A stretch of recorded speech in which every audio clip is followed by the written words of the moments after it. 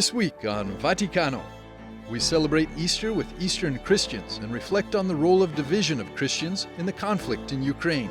We bring you inside the Pontifical University of the Holy Cross to reflect on the challenges and opportunities of church communications today. Walk with us through Rome, decorated for Easter, and learn from Cardinal Pell about the need for divine mercy in our lives. For this and more, Vaticano starts now.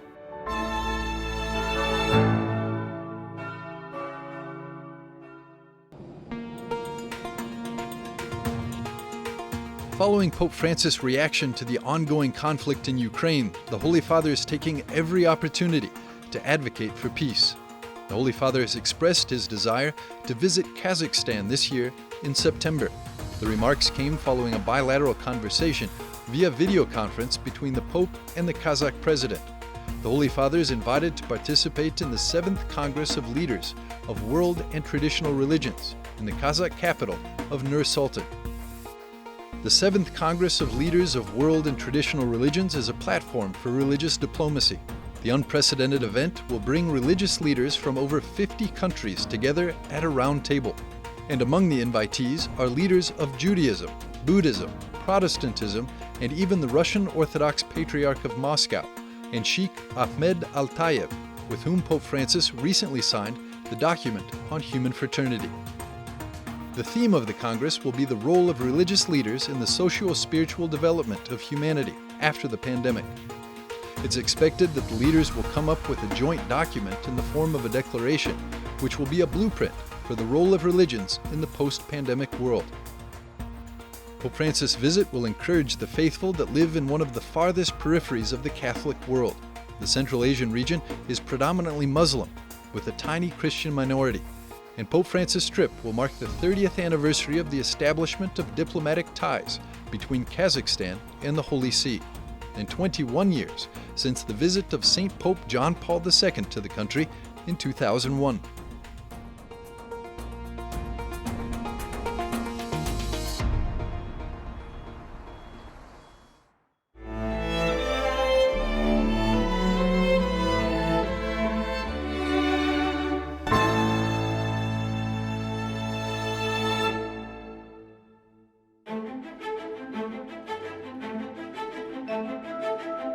The first Sunday after Easter is Divine Mercy Sunday. The feast was officially designated by St. Pope John Paul II in the year 2000, when he canonized St. Faustina Kowalska, who was a big promoter of the feast and who taught the world the prayer of the Chaplet of Divine Mercy.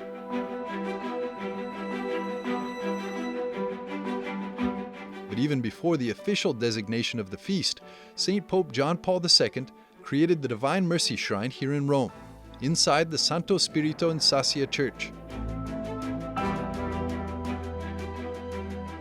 The shrine provides daily confessions, masses, and prayers of the Divine Mercy Chaplet so that people can experience God's mercy. We caught up with Cardinal Pell after he celebrated Mass at the shrine on Gaudete Sunday, in joyful expectation of Easter, and asked what God's mercy means to him and how we can live it in our ordinary lives and in our families.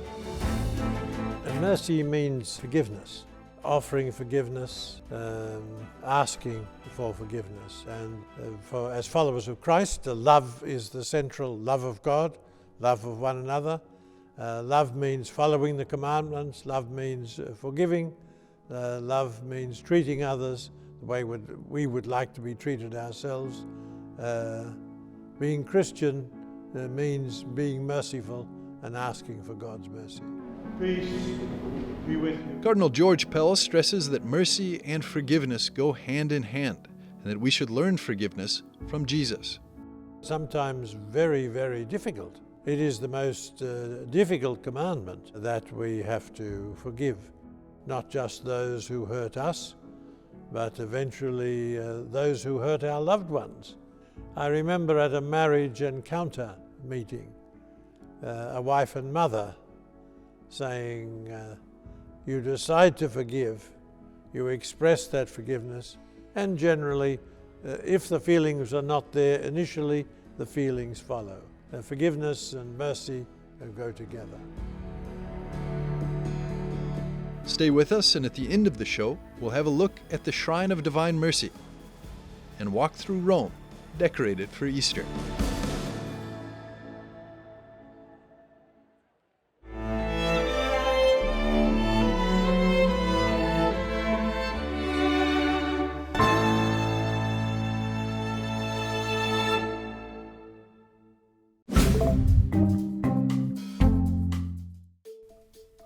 Hello, and welcome to this week's Vaticano Updates, the most important news from the Holy Father and the Vatican. Cardinal Konrad Krivetsky prayed the traditional Stations of the Cross on Good Friday in the devastated village of Borodyanka, northwest of Kyiv in Ukraine. A photo of the papal almoner circulated on Twitter, showing Cardinal Krivetsky kneeling at a gravesite.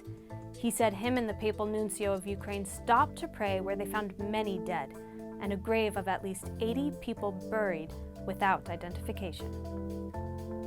Pope Francis has appointed new members to the Pontifical Academies of Sciences and of Social Sciences, including Nobel laureate Daniel B. Prusiner. The U.S. physician heads the Institute for Neurodegenerative Diseases at the University of California at San Francisco and was awarded the Nobel Prize in Medicine in 1997. Prusiner is henceforth a member of the Pontifical Academy of Sciences.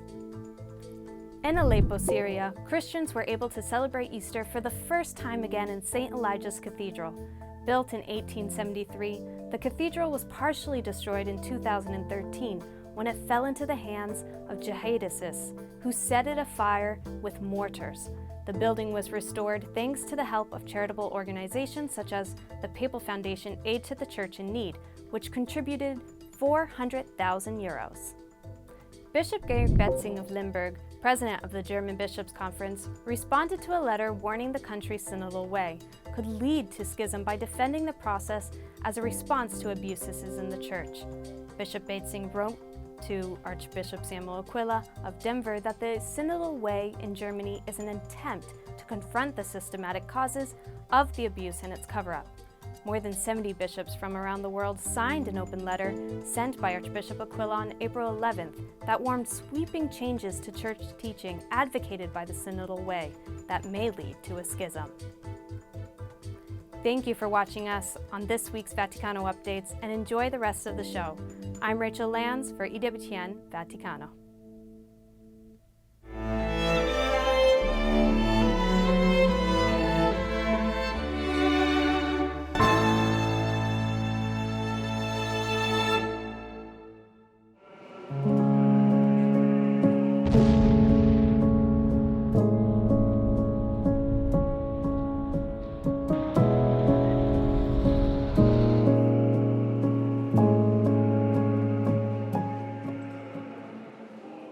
This year, on April 24th, the Orthodox Church will celebrate Easter.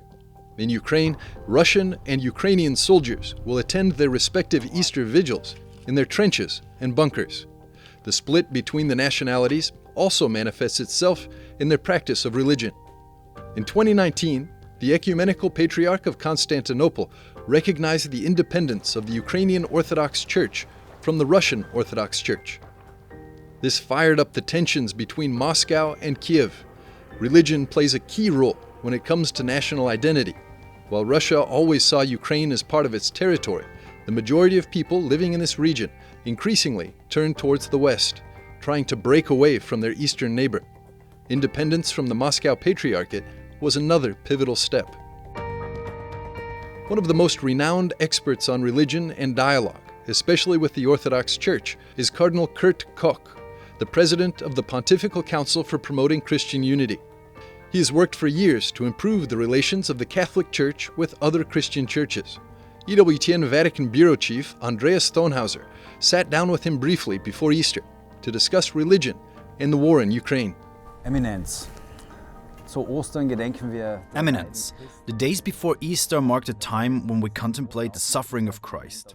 The world has its eyes on Europe, the situation in Ukraine, the suffering of the people there. How do suffering and salvation go together? What could promise us hope, seeing the situation in Europe today?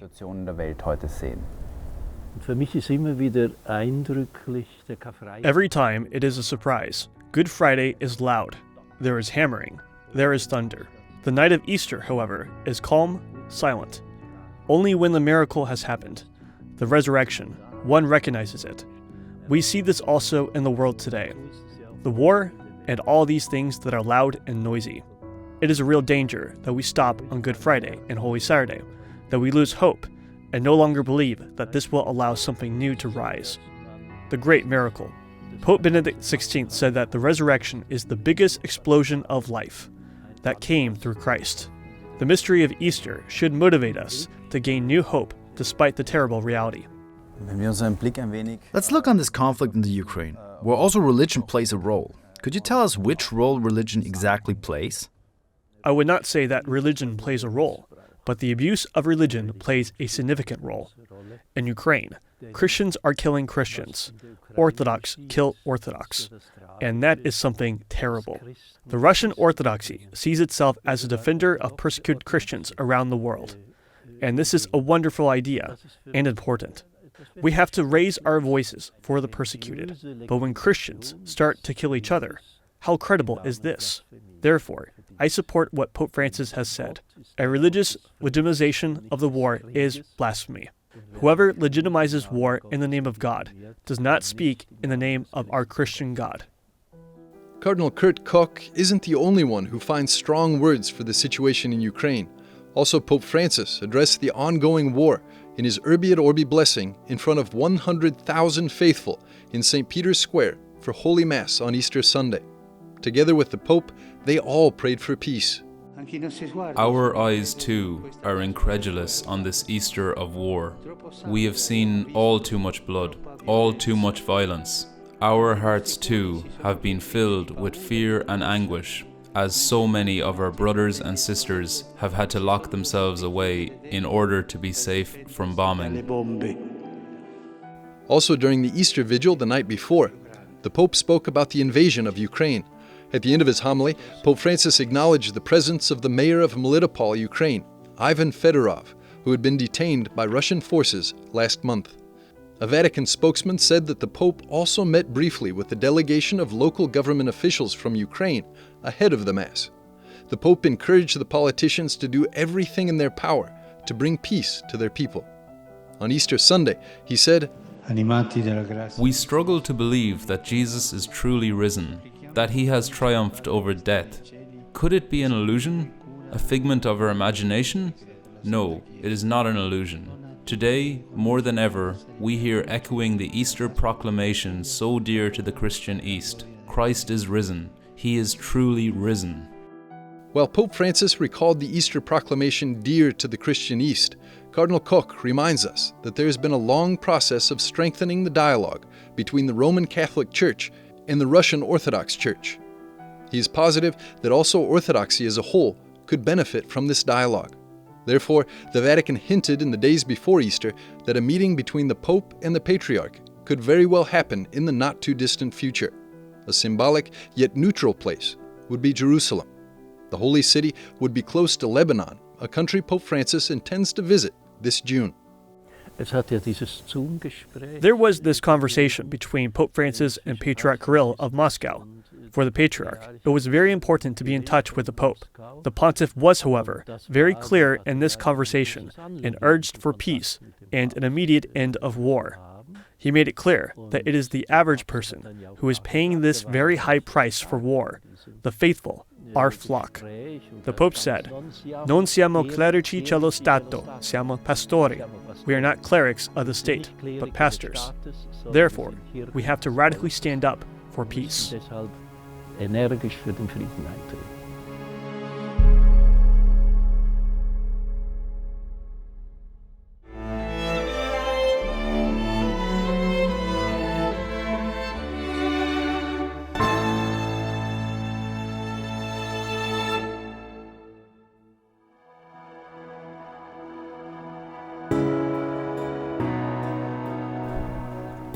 We're here on the rooftop of the Santa Croce University, right next to the Piazza Navona. 25 years ago, they founded the School of Church Communications. And with us today is the Dean of this faculty, Daniel Arasa. Thank you very much for being with us. Maybe you can tell us a little bit more about church communications, why this is important, and what exactly are you specialized here at Santa Croce? Well, we were born in 1996, this 25 years ago. At that time there were no communication offices in many of church institutions. So we saw really a need to fill that gap. And from the beginning we have been trying to prepare people that will be responsible for communications of church institutions of all kinds, spokespersons for the bishops, conferences, for dioceses, religious congregations, editors of Catholic media, and also people that will be covering the Catholic Church as a journalist, but knowing the Church from inside. And from where do your students come? They come from all over the world. We have currently around 120 students, but we had already more than 600 alumni spread all over the world. We have more than 50 countries, nationalities among our students. Over the last 25 years, communication did change a lot. The digitalization, the age of online, the age of the internet also. How did this influence, how did this change your work? How did this change communication for the Church in general? From a quantitative point of view, it has changed a lot. There are many more resources, many more websites, more people dedicated to this area. I think that with the digitalization has changed also the preparation and the formation that people need. One element that I would remark is the importance of listening. The Church now is an institution more in an environment, and particularly in the social media, that requires listening, proposing, accepting criticism, and I think this is something that we still have to learn more in the Church. The patron saint of this school here is Santa Caterina di Siena. Can you tell us a little bit more about this? Santa Caterina di Siena is the patroness of Italy, the patroness of Europe, is also the patroness of our School of Church Communications. She lived in the 14th century, which was a troubled time for the Church. As you remember, the Pope was in exile in Avignon, and she played a great role in bringing back the Pope to Rome. She was very outspoken defending the Church in the public arena, so it's an example for any Church communicators, so we decided to ask her to be our patroness. What would you say are the most pressing topics that the Church needs to communicate well today to the public? I think the Church needs to improve his way of presenting to people as a merciful institution. Some people still see the Church as an institution with rules, imposing a morality, which is not true. And I think Pope Francis is doing a great effort in this aspect. But we as communicators need to help in this activity, in this action, of showing the real face and the real interior life of the Church, which is mercifulness.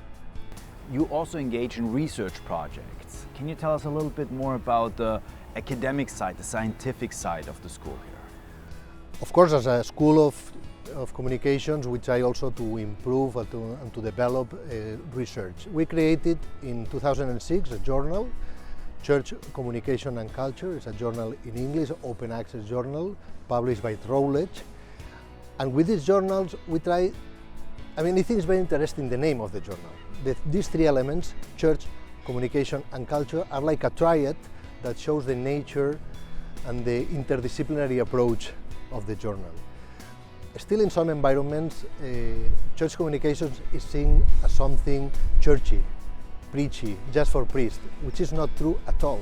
And we want with this journal and with our research to put the church communications discipline at the same level of any other social science. Thank you very much. All the best for your school for the next 25 years. Maybe allow me this last question. Where do you see church communication will go over the next 25 years? It's difficult to say what will happen in the next 25 years because the communications is changing so fast. But there is a trend that I think is already seen in the Church, which is this culture of communications in the Church, this culture of dialogue, this culture of listening, and I think this is a trend that will have a big impact because the Church will be an example, or can be an example, in a society which is very polarized, with lots of conflicts. We have now the war in Ukraine, but not only this, in politics, in society in general, there's a big polarization. I think the Church needs to be an example to show how people can talk even with different ideas. Daniel Arasa, thank you very much. It was a pleasure. Thank you so much.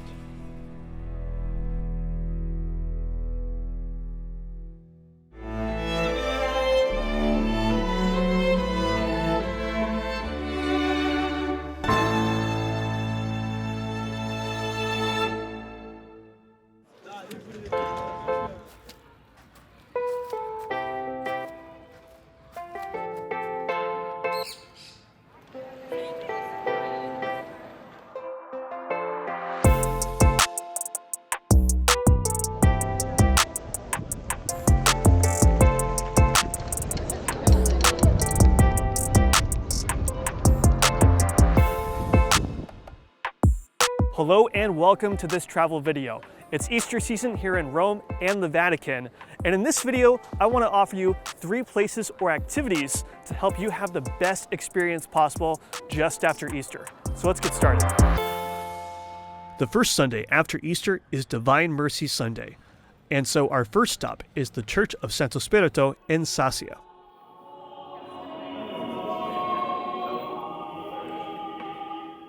In 1994, Pope St. John Paul II declared this place the Shrine of Divine Mercy in Rome.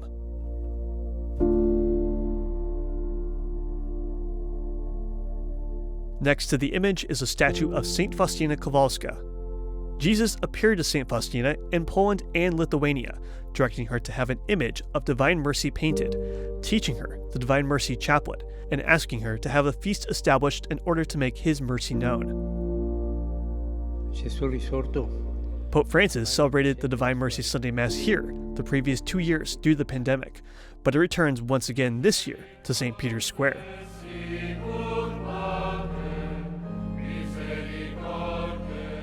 So while it's possible to visit shrines to Divine Mercy in Vilnius, Lithuania, and Krakow, Poland, recent popes have also made it possible to celebrate the day in full glory in Rome.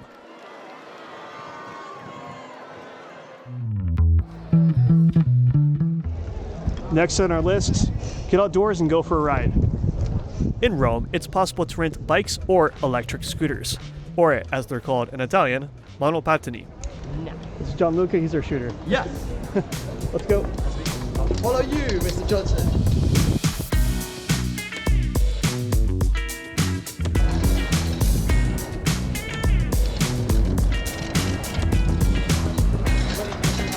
When you go to the Centro Storico, you'll pass by more churches and Baroque fountains than you can count.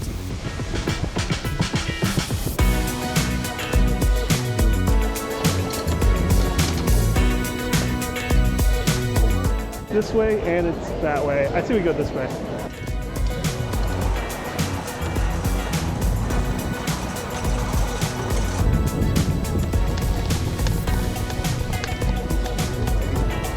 As a spring tradition known as the Infiorata, the Spanish steps are decorated with hundreds of flowers.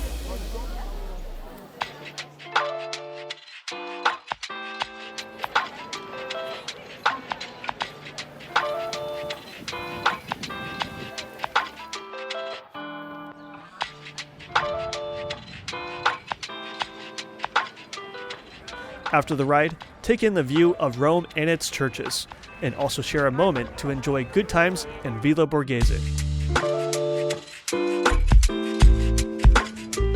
The park was created by Pope Paul V's nephew, Scipio Borghese, in the 17th century, and is popular today among locals and tourists to spend the Easter days here.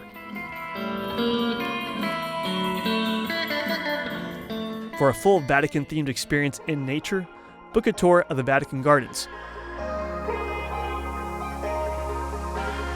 or take the train an hour south to Castel Gandolfo, next to Lake Albano, home to the Pope's summer residence and gardens, which are open to the public.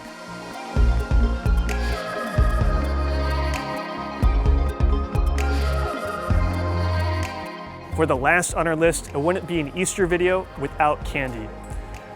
Take a look at how large these Easter eggs are. While Rome isn't known for Easter egg hunts or jelly beans, these traditional Italian chocolate Easter eggs make up for it. Check out this one, which was donated to Pope Emeritus Benedict XVI in 2012, standing 6.5 feet tall and weighing 550 pounds. When you buy one at a shop, don't hold back when cracking it open. There's usually a surprise inside too.